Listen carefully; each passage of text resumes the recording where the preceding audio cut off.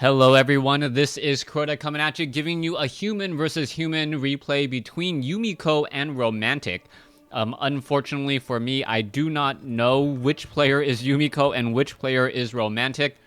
There's been a really good popularity of players just choosing different names when they're playing.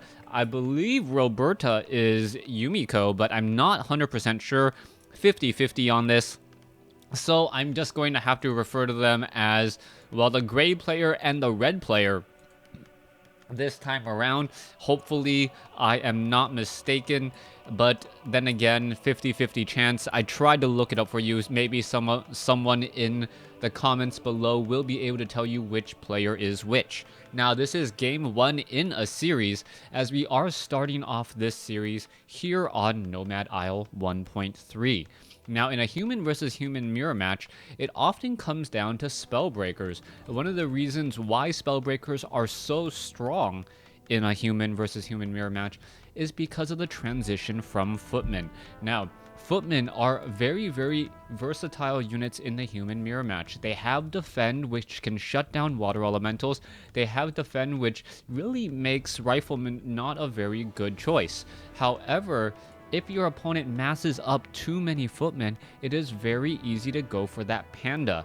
Once you have that panda opening and you're able to get off a lot of breath of fires, it only takes 2 or 3 breath of fires, and then you can start building up a lot of momentum. What is the counter to breath of fire and panda?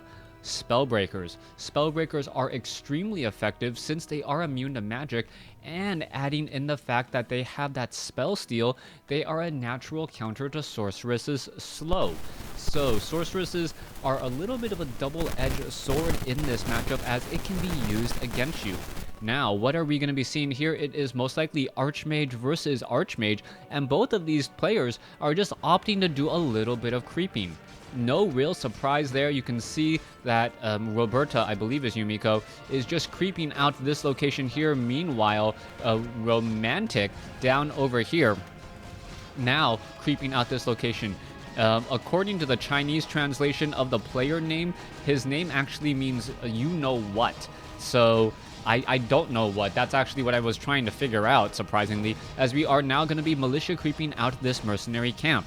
Coming back over here, Yumiko actually had a little bit of a different strategy in terms of trying to creep out this location, doing the locations one at a time. Oh, Roberta may actually lose. Oh, he loses his Troll Shadow Priest. That was actually a huge mistake. I can't believe that actually happened. Let's take a look down over here. Yes, the Troll Shadow Priest is still up for Romantic, and that is a very big deal. That Troll Shadow Priest with Abolish Magic is nearly instant death for water elementals. That's one of the ways that you can really tip things in your favor, and I cannot believe one of these players, I believe Yumiko, actually allowed his Troll Shadow Priest to get taken out. That was a huge misstep, and may play out in the next couple of minutes.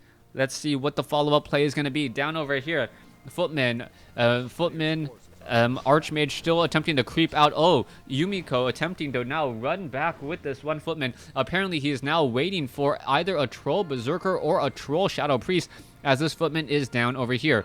We are going into a farm. Let's take a look at the... Oh, I can't take a look at the time. Gosh darn it. I really wanted to be able to see the time there to figure out when Troll Berserkers do come out. I've been studying replays longer than I've actually been playing the game now. Actually, no. I think I've been playing the game a little bit longer still, but I have been casting so long, and the fact that you can't see the time in the game actually messes things up just a little bit for me.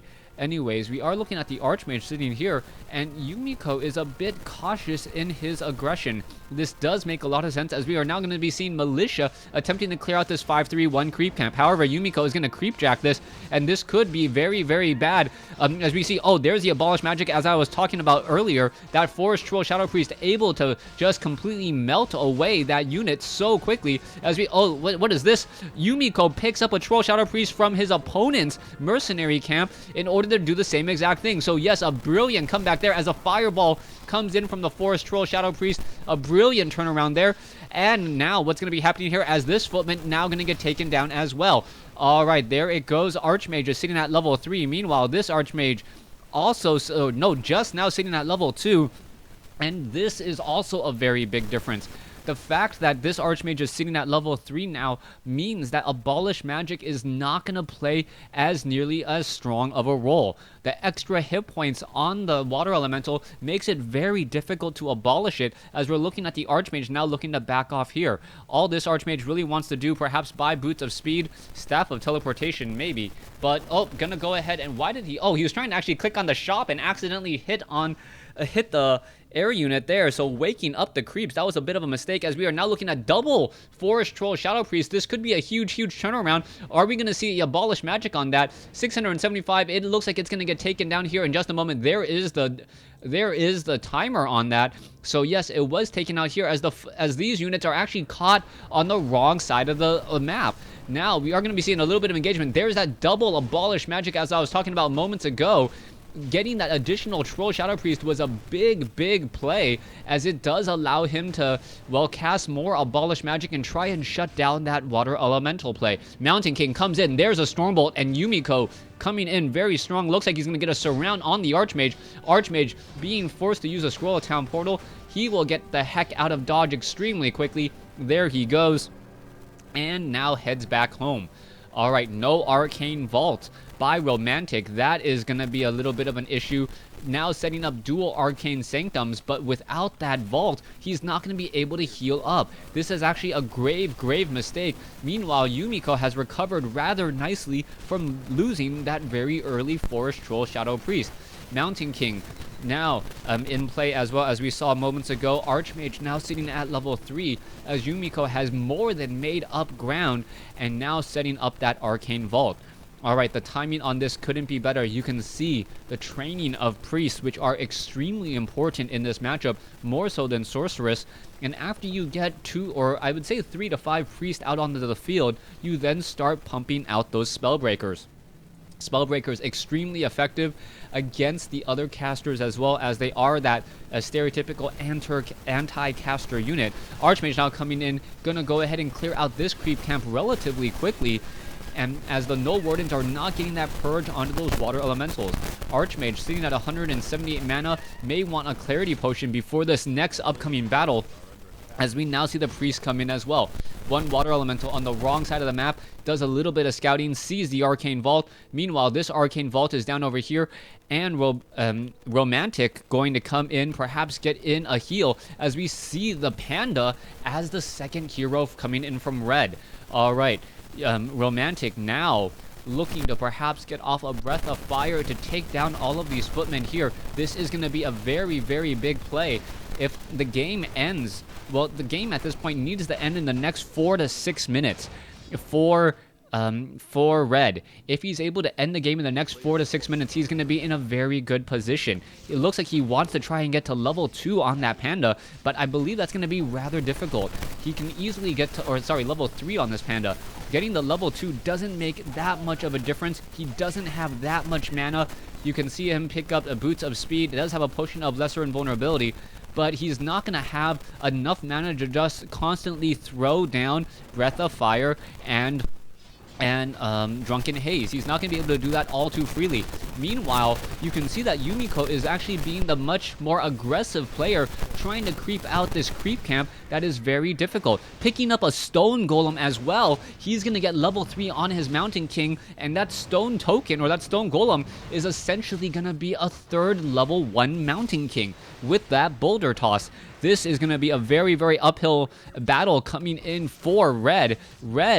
Romantic needs to get off Breath of Fire on all of these low hit point casters and footmen before there is a large number of Spellbreakers. Once the Spellbreakers numbers are amassed up too high, Yumiko is just going to be able to steamroll his opponent.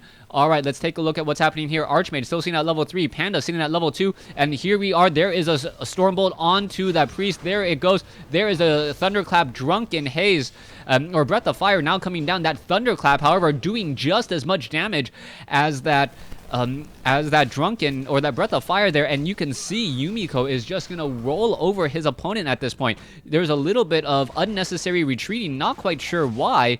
I think Yumiko could have stuck around in that battle, but he somehow got a red alert somewhere. Perhaps these militia were going to tip the tides a bit too much. Mountain King is rather low on mana, does catch another priest out of position, and gets another very easy kill. Null Overseer going to get taken down. Still, the Panda sitting at level 2 really needs to get to level 3, but it may not matter as the Spellbreaker count is starting to amass. All right, there's a whole bunch of Dispel Magic. Wow, huge Dispel Magic coming in from the Priest to completely neutralize the Water Elementals. There's a big Thunderclap there as the Mountain King is just completely rolling over his opponent. Panda now is going to come in. Perhaps we'll see a Breath of Fire on all of these units. Well, Breath of Fire only on the Mountain King there, really, as the Spellbreakers, as I've said earlier, is magic immune. So far, the Priest on the red side do in fact have Dispel Magic as well. We are getting another Breath of Fire there, but still not nearly as strong as what we've seen that Mountain King do. This Mountain King is extremely potent right now, teching Thunderclap over Bash, which was a very impressive call to try and counteract the Panda. Now, unlike the Panda though, the Stormbolt is still extremely effective even if his opponent goes mass Spellbreakers, because you can always Stormbolt heroes. I believe that's why the Mountain King from Yumiko is going to play out as the stronger hero. You can see that Romantic realizes that he needs to finish this game early, but he cannot finish this game because of the summoned Rock Golem. If he tries and engages now, the Chain Stormbolt and Boulder Toss is just going to be so much there.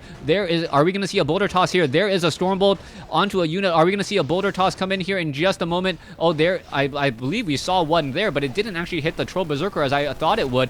So far, we are still going into an engagement here. This Golem is extremely powerful. However, it looks like this Golem is taking a fair bit of damage, as there we see another Stormbolt. Are we going to see a Boulder Toss come in soon onto the unit? No, it may not even need it. There it goes. Mountain King now sitting at level 4, and as the Panda falls at level 3, things are just going from bad to worse. Mountain King now trying to catch up, will not be able to do so. May get off a Stormbolt to try and finish off that Footman. Doesn't really want to waste the mana though. Oh, there is that feedback damage. There's a beautiful Thunderclap, catching a lot of those units off guard, and that Mountain King with that level 2 Brilliance Aura really made a big difference. That one difference in level from Yumiko creeping out much more difficult creep camps. You can see the Boulder Toss adding in that extra effect, and that, I believe, is going to be the end of the game there.